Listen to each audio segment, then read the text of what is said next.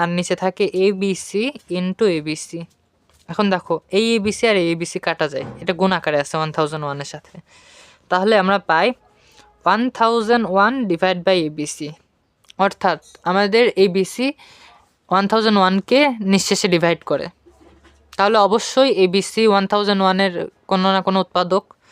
তো যখন 1001-এর উৎপাদক বের করবা, আচ্ছা, তো 7 দিয়ে ডিভাইড করলে পাবা 143, এটা 11 দিয়ে ডিভাইড করলে পাবা 13।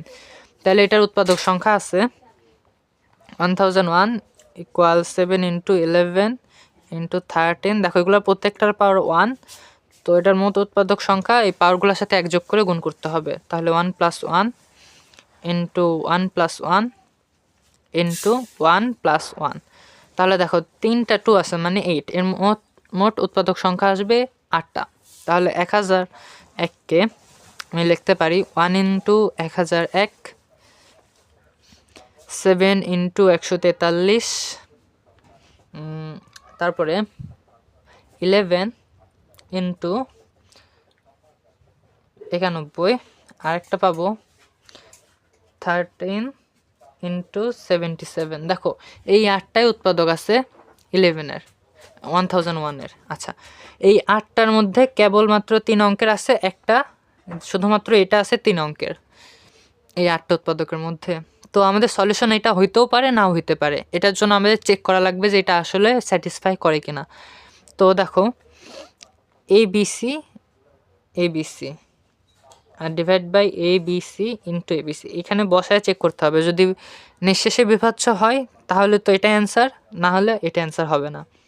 তাহলে ABC, তাহলে এর মান কত 1, বির মান কত 4, আর সির মান কত 3। তাহলে এখানে বসাই 143 ডিভাইড বাই 143 ইন্টু 143। তো 143 হোল স্কোয়ার এটা, তো এটা গুণ করলে পাবো 143 ইন্টু 143 924। আচ্ছা, তো এটা আসবে 17, আর ওইটা আসবে 3 4 1।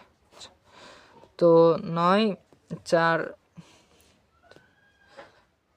14। আচ্ছা, এটা আসবে 143 আর নিচে আসবে 20,449। তো এটা যখন ভাগ করবা দেখবা যে ভাগফলটা আসতেছে 7। তো এটা তাহলে অবশ্যই নিঃশেষে বিভাজ্য। তাহলে আমাদের অ্যান্সারটা কত আসে, ABC ইকুয়ালস টু আসবে আমাদের 143